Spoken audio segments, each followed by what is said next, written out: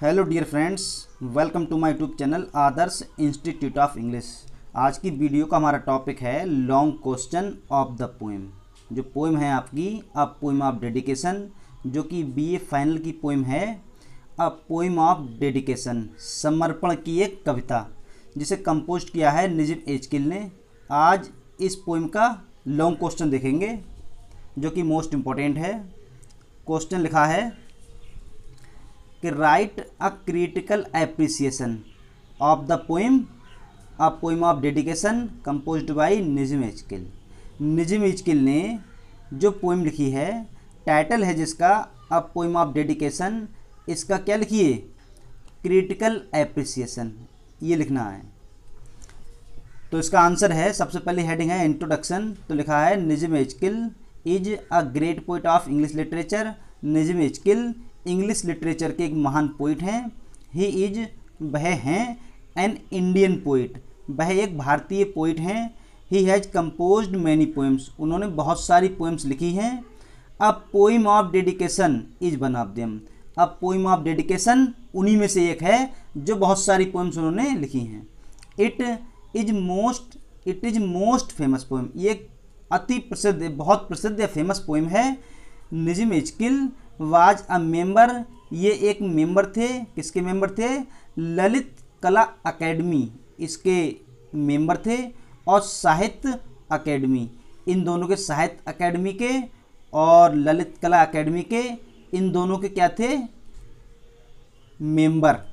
आगे, दो यद्यपि निजिम एजकिल इज अ पोइट, यद्यपि वह एक पोइट हैं। He has also written dramas, फिर भी उन्होंने ड्रामा भी लिखे हैं।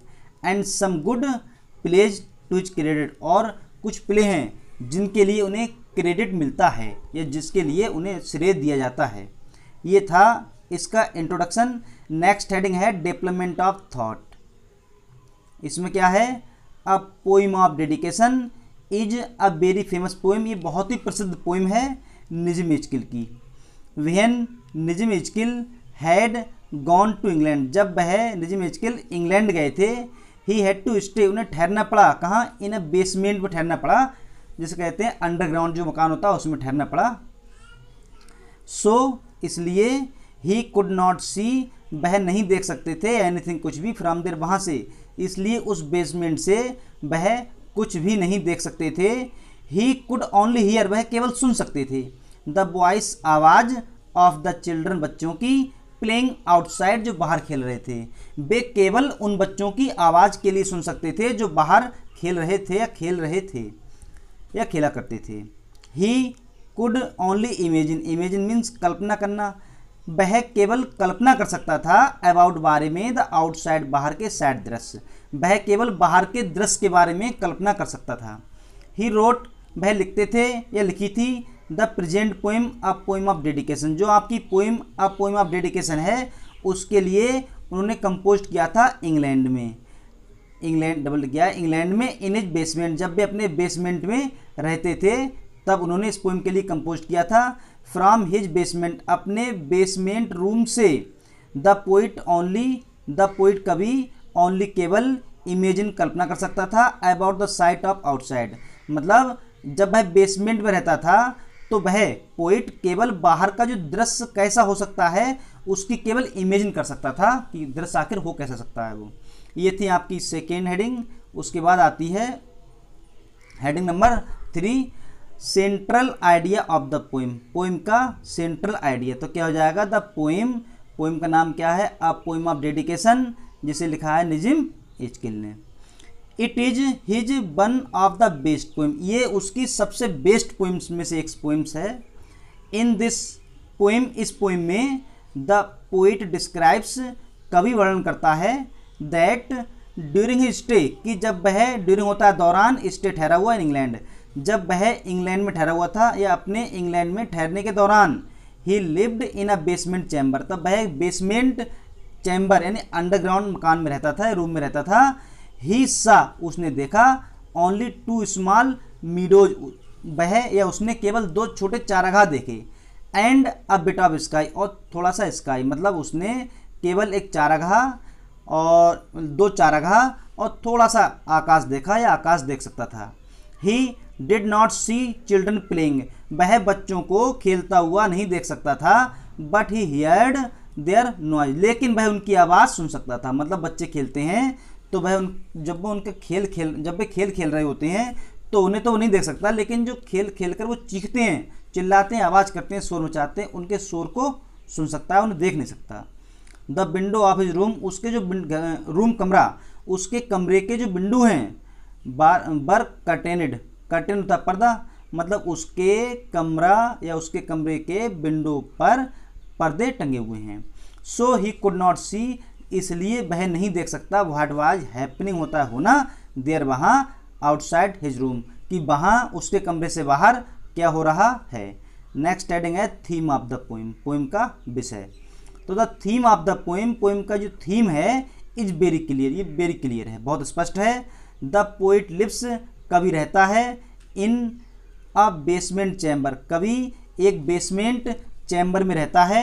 ही draws a contrast, contrast means विरोध, बिटवीन बीच में, हिज कन्फाइनड लाइफ, कन्फाइन करता है कैद करना, मतलब जो उसका कैद किया हुआ जीवन है, एंड फ्री डेमोनिक लाइफ, और जो राक्षसी जीवन है, ऑफ द एनिमल्स, जानवरों का, मतलब जो जानवरों का राक्षसी जीवन है, स्वतंत्र जीवन है, और उसका कैद जीवन है, जो वो बेसमेंट में रह रहा है तो अपने आप को मानता है कि कैद है, क्योंकि भाई बाहर, मतलब बाहर जो क्या हो रहा है, बच्चे क्या कर रहे हैं, कौन क्या कर रहा है, कुछ देख नहीं सकता, अंदर कैद है।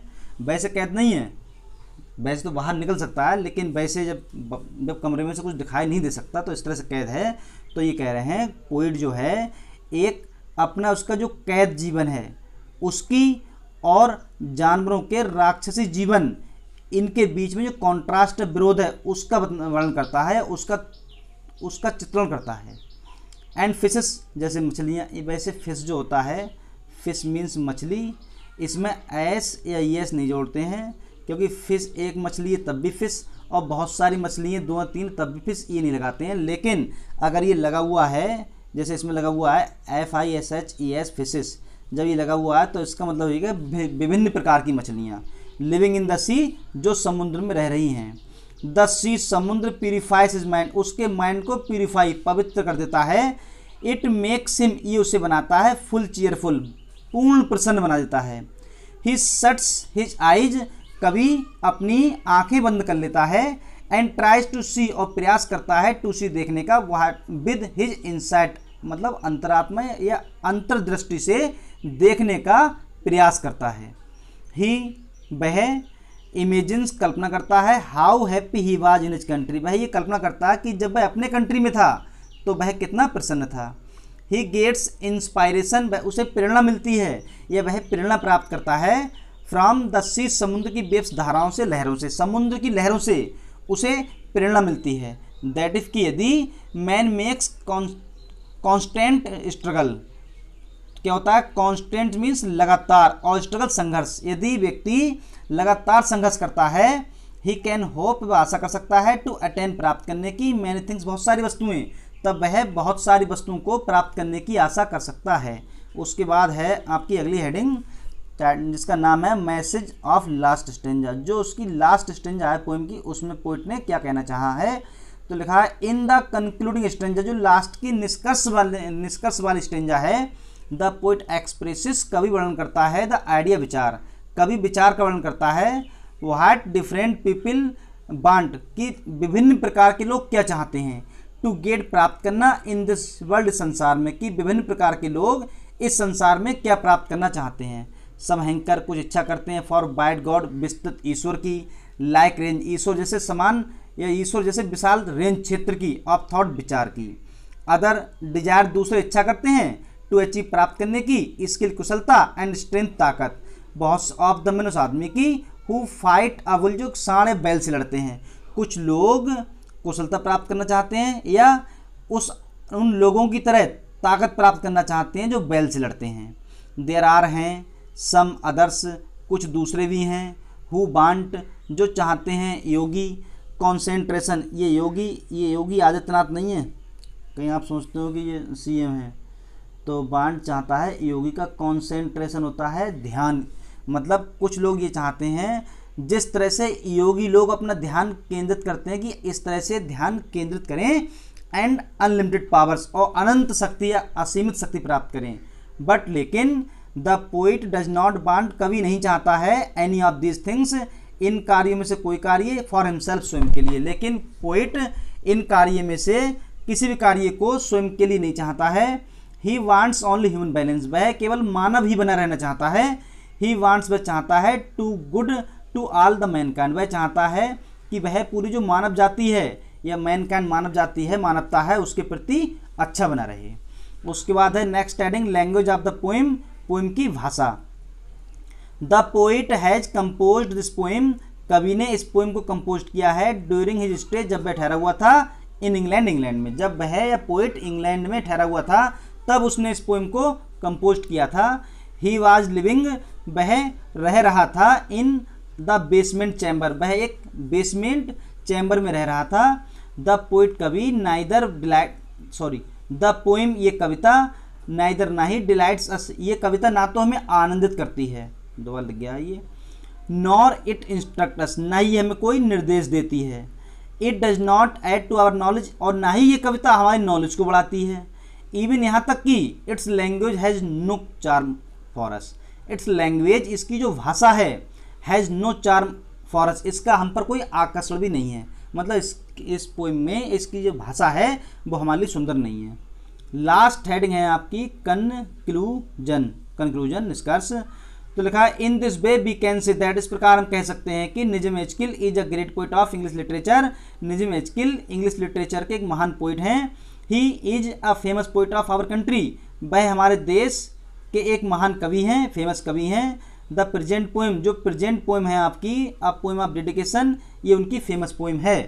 तो ये थी आज की वीडियो जिसमें देखा हमने निजम एचकिल की जो पोएम है, अ पोएम ऑफ डेडिकेशन, उसका लॉन्ग क्वेश्चन। आज की वीडियो में बस इतना ही। Thanks for watching.